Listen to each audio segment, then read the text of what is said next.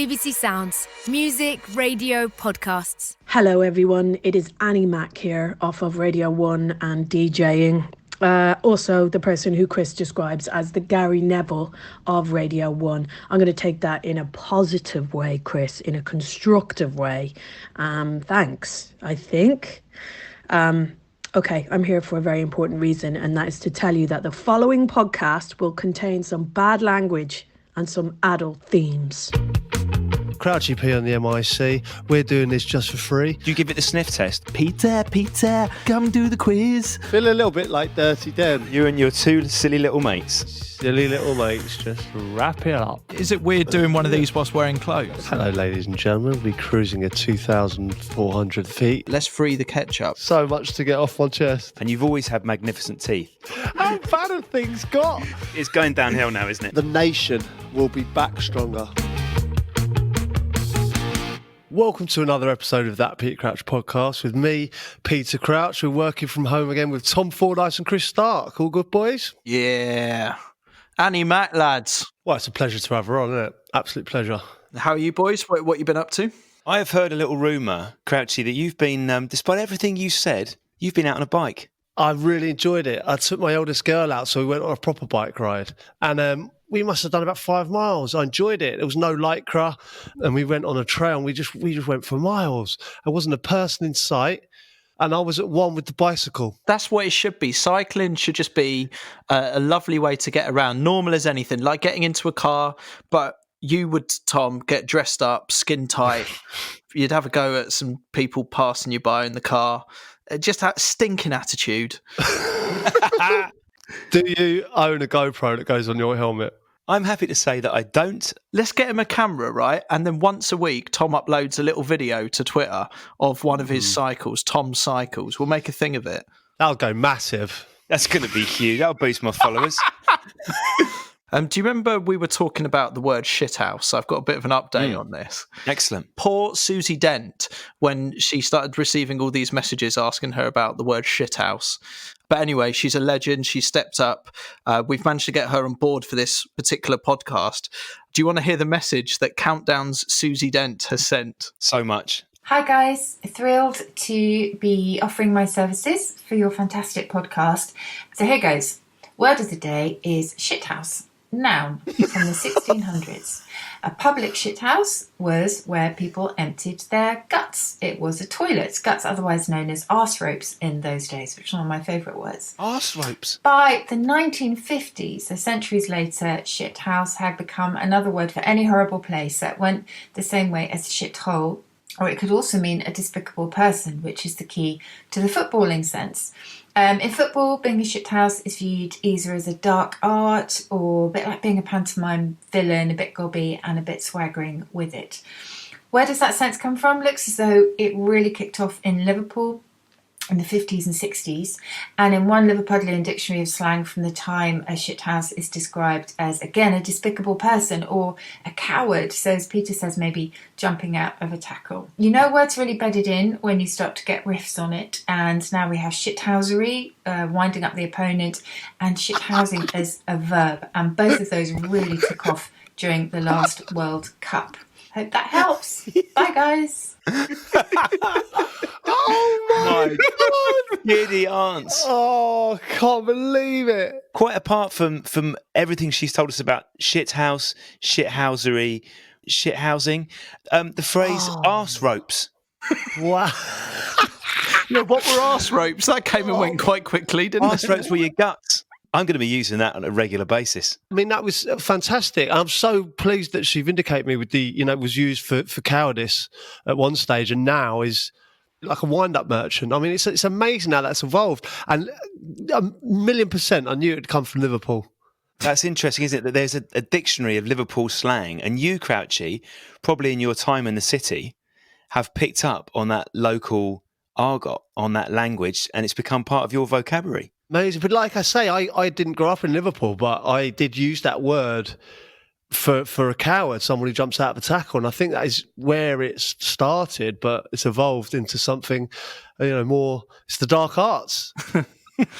I'm just trying to think of any other footballing terms that would be good to get Dent on because she's clearly in the know, isn't she? She's the one to ask. We get people to send them in, Chris. Football phrases that, we'll all use all the time. There's either a bit of dispute over, there might be a regional difference in what they mean, or we just don't know where they came from. Yeah, there's a really interesting one when I was down the South Coast. I mean, is it a family show or not? This we do. Podcast, I've never known. There's a lot of history behind it. Is it a naval thing, Crouchy? Does it go back It's a naval thing, yeah. It goes back to my understanding of it is that basically people from Portsmouth were on strike and people from Southampton came and took their jobs while they were on strike. So they called them scummers. And then the reverse of that is that Southampton call Portsmouth people skates because they spent a long time at sea without any female contact. And the skatefish is supposedly very close to feeling like a vagina. Wow.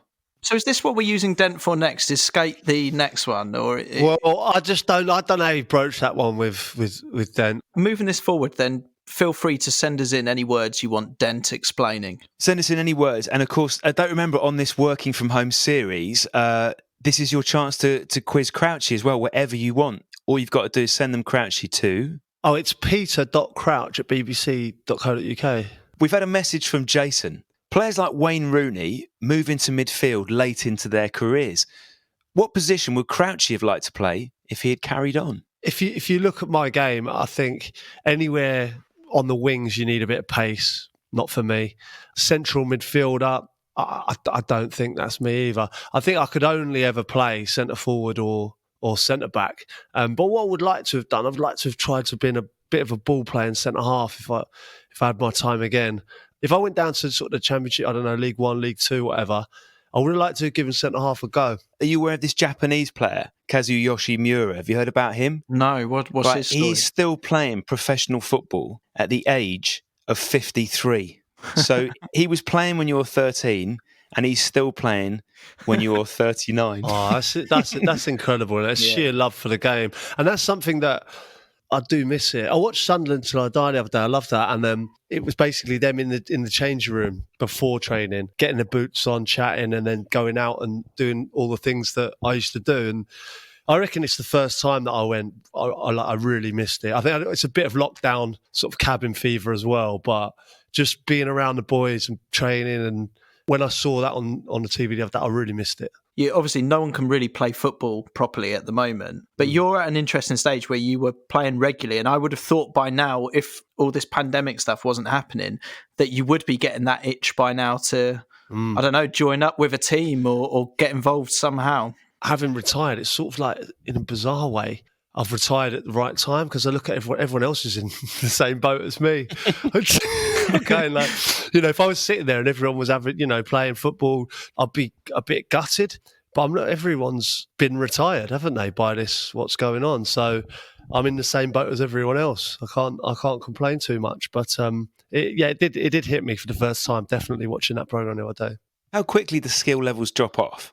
Let's say football was still going on, and you were suddenly dropped now into a Premier League game for Burnley. Do you know? I'll be totally honest with you here now, Tom. Right, my last season at Burnley, there, I was still a Premier League player, and I still felt like I could have an impact. But in training, I've never said this to anyone, but in training, the game was passing me by a little bit. Not that I was out of my depth, but it was going really quickly. And what I was doing is basically adapting my game. And I think I could do that. And I've done that all my life. But I was basically just plonking myself nearer and nearer the goal and not getting involved in as much of the build-up play. If the cross came in, I knew I could finish, or being around a chance and I'd score. And obviously that scoring a goal is the biggest impact you can have in a football match. But I found myself being on the periphery of a lot of training. And it's not something that I've ever done in my life. And I was going back after training thinking, I've barely got a touch today. But I've scored a couple of goals, and that's just papered over the cracks a little bit. So I could see that coming in, and I didn't want to finish, oh my God, he's gone. His legs have gone. And I don't think anyone ever said that, which was nice. So I feel like I got away with being gone. And I thought if I'd have gone one more season, I think it would have been noticeable because there would have been injuries and I would have had to play 90 minutes and I think I would have got exposed a little bit. But having said that, back to your question, that what would I be like to be thrown in? I think for a 90-minute match, I still think I could score a goal.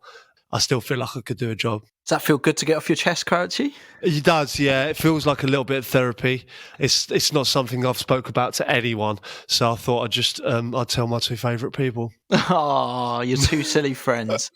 Chris, if you and I, Chris, were dropped into a Premier League game, do you think we would touch the ball at all? Yeah, that time we played with Crouchy not that long ago, that's what really struck it home to me. Yeah. So I do think you get a view from the stands and you can love football and really know your stuff and everything. But if we really admit it, it's when you're down in the lion's den sort of thing that you realise where their value is. Almost my entire experience of you has been sitting in a pub, and then it's so easy to forget what you could actually do. So when you're standing there and this ball comes in, you kill it on your chest and you hit this volley with this ridiculous ferocity. I was like, oh yeah, he played for England. I remember you saying that to me when we were doing that. Be interesting to get a Premier League match where the players are forced to have a couple of beers beforehand and just see what happens from there. Sue's still got it in there. It's like pub rules. Chris, have you ever seen footage of yourself running? Oh, it's awful, mate. The way you kick the ball. Mate, it's like anything though. If you film yourself in any situation, it doesn't look the same as what you're imagining. I'm having golf lessons at the moment, and when I strike a golf ball, I think that was nice. You know, when you catch one sweet, when they film it and you look back at it, you go, I mean, it was disgusting. And like I make contact and it goes up in the air, but it's so far away from a golf swing. It's just so ugly. It is also the most annoying of sports, from hitting a world-class shot to not actually hitting the ball at all. I was breaking clubs. I remember throwing a whole set in a lake at one stage. No way. Yeah. I had my first set of clubs deep into the lake, and I threw one up in a tree that even I couldn't get. So I had to leave that one as well. And I think I had about 3 holes left to play. I had about 4 clubs in my bag. Here's one from Andrew. Andrew says, my friend met Roy Keane walking his dog and said, hi, mate, can I have a pic with you? Roy replied, I'm not your fucking mate, and walked off. Perfect. That's exactly what we want.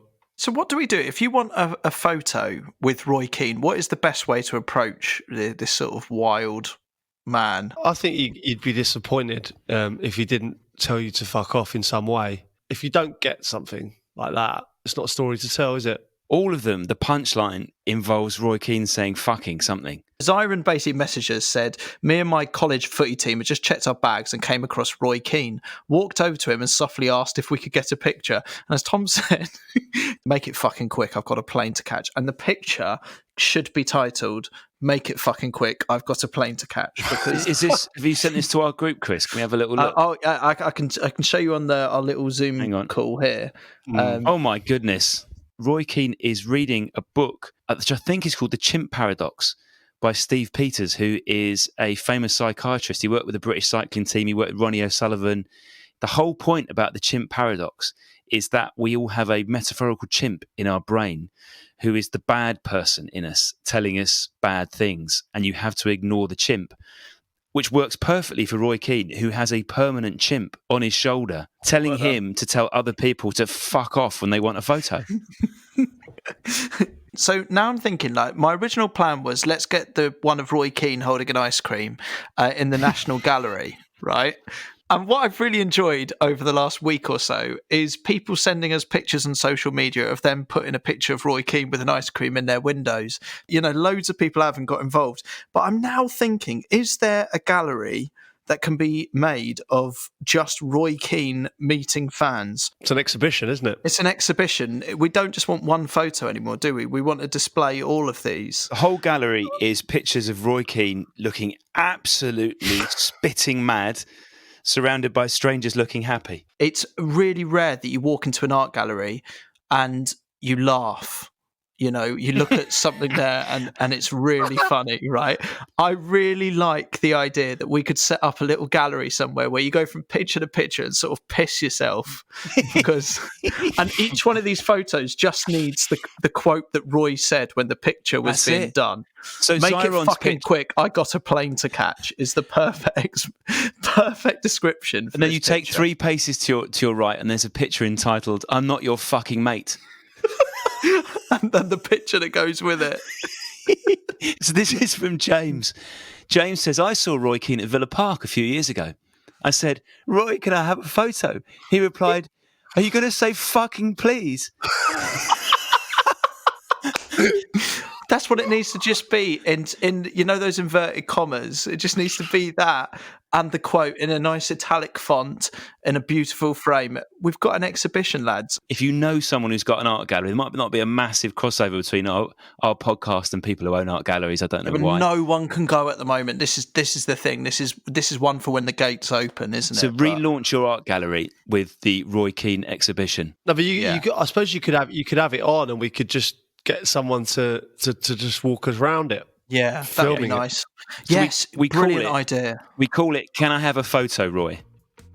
Yeah. Yes, well, someone displays it in their art gallery, right? If you can make this display happen and then film it like a virtual tour, right? Yes. And then we can have our exhibition out there for everyone to see. Crouch has done the robot again because it's 100 Premier League goals for Peter Crouch. That Peter Crouch podcast from BBC 5 Live. Ben sent this in. Says, my little lad Finley has just turned 2. He enjoys a little kick around, so I'm wondering, which 5 players would you recommend for him to study on YouTube? Oh, that's a good question. As I was growing up, I used to obviously study centre forwards and strikers, and but it depends, obviously, the position he's in, because I don't know what. Well, I mean, he's 2. He's 2 years old. Was he 2? Yeah. He's a right back. No, he enjoys football then. But no, what he should do is just watch players that give loads and loads of enjoyment at that age. Jeez, like if I was him now, you look at Ronaldo, look at Ronaldinho, look at people who are having a laugh while they play. Get Paul Gascoigne or David Ginola, like players that entertain and bits of their game. Do they not need to see a sort of footballing child? Sean Wright-Phillips. Sean Wright-Phillips, that kind of... I wouldn't worry about the videos now. I think 2, my boy's 2 now, and I'd love him to get into football. And of course, we've got the goal in the garden, and we'll go out with him and try and play. But he's not that interested at the moment. I'll be honest. He kicked the ball once, and he said, "I want to go on the swing." I was like, fair enough. My only fear, Chris, is this idea that we show Finley all the showboaters. We're going to end up with a nation of strikers. Yeah. Maybe show him the best of Martin Keown as well. Just give him different routes into the game. Show him the hackers. You know, what hackers should he be YouTubing? Maybe have a look at Martin Keown. Perhaps go into Chris Morgan's repertoire of defending. Let's have a look at Materazzi. Could you chuck in, Crouchy? What about Claudio Gentile? Going back a bit, right? Italy play Argentina in the World Cup. Maradona's on fire. Gentile is marking him. See if you can guess how many times Gentile fouls Maradona in a single match. I mean, I'm imagining it was fairly constant then. He fouled him 11 times in the first half and 13 times in the second half. So he's fouled, one man has fouled one player 24 times and he didn't get a booking. Oh, amazing. That says a lot about the referee, though. This is what Finley needs to see. He needs to see He needs to see a foul every 4 minutes. Robert Hoof was fantastic at it. He didn't have a great deal of pace, but no one was getting past him. You know, one of those where someone was quicker than him, they'd push it, he'd step across with the forearm every time, straight into the face. And it didn't matter if it was training or a match, like whoever it was, they're getting a forearm. If you're a pacey winger, right, or a pacey forward and you're up against Hoof, and in the first minute he gives you that forearm, are you going to want to push it past him again? I've seen it so many times that top players will just lay it off and go, I'm not going through that again. Right, Crouchy. So what's our definitive top 5 for 2-year-old Finley to watch? Well, I just think, you haven't spoke about Gentile. He's got to be in there. His incredible performance against Maradona.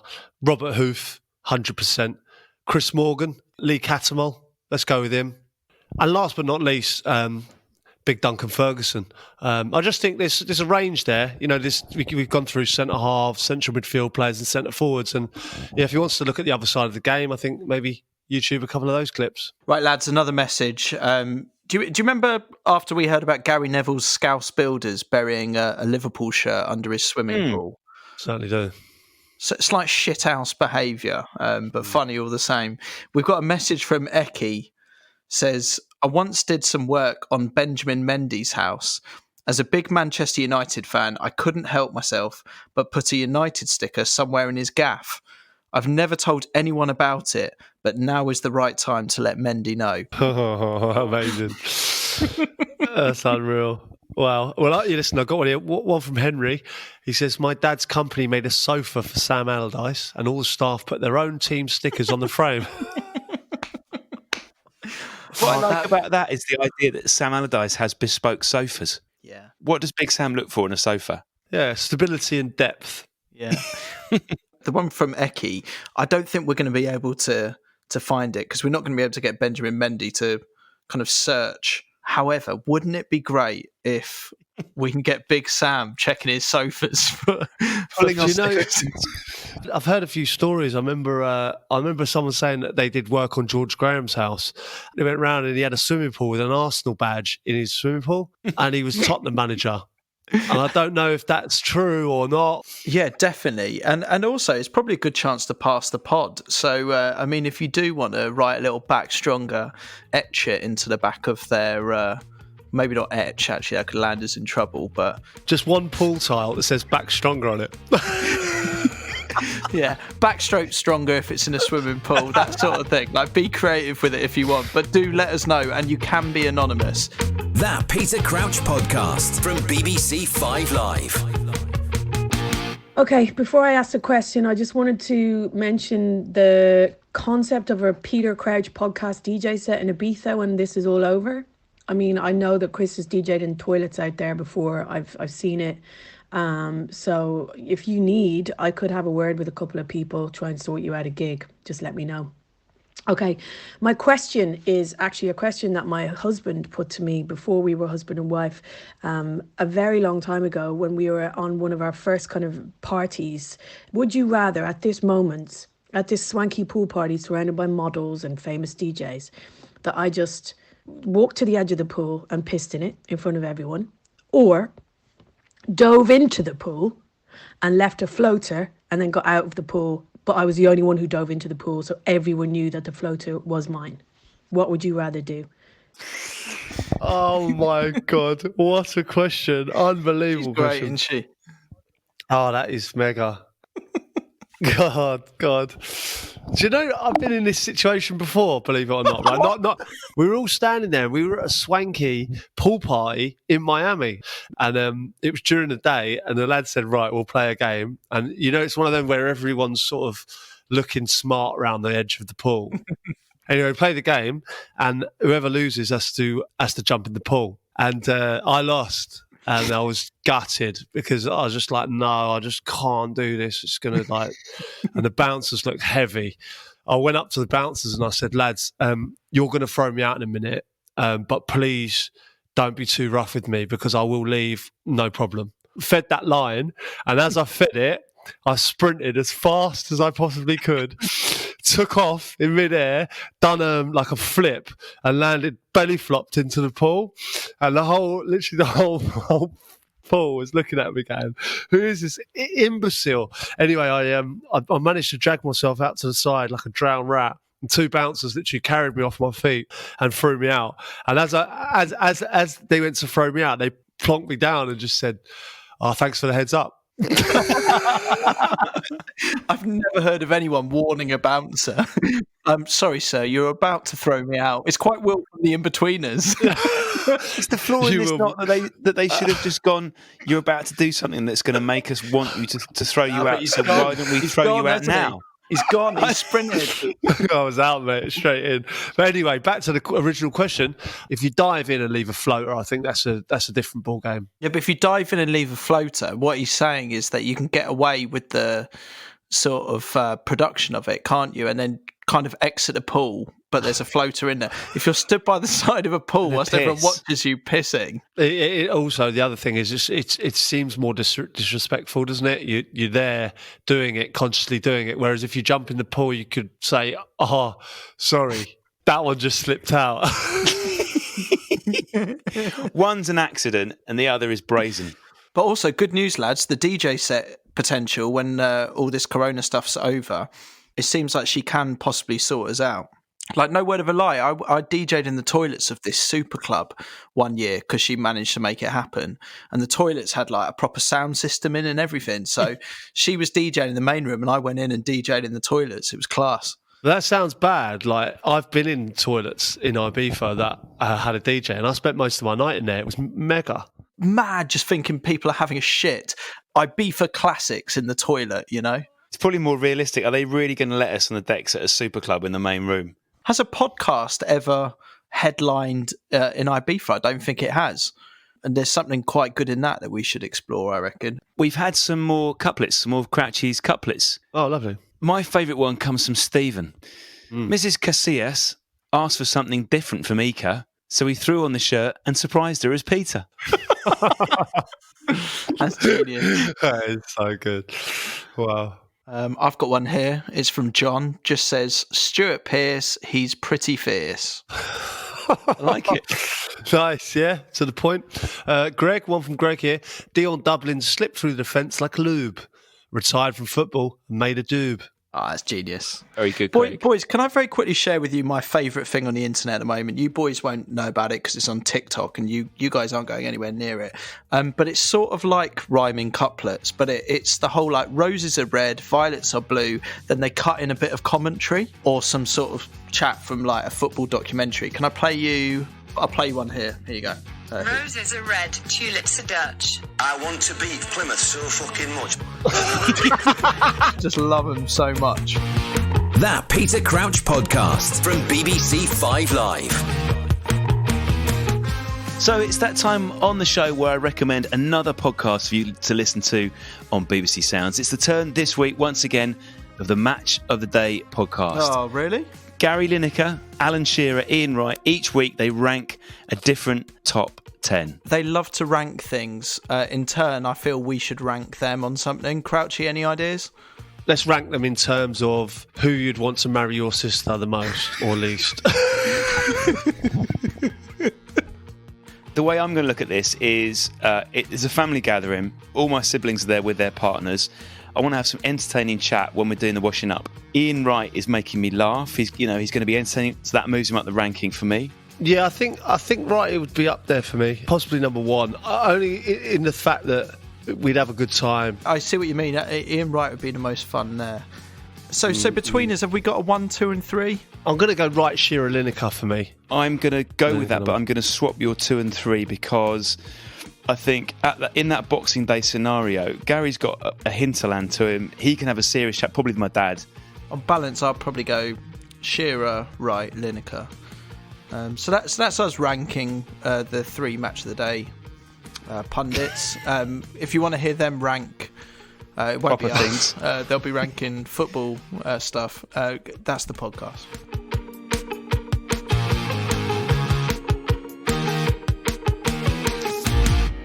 BBC Sounds. Music, radio, podcasts.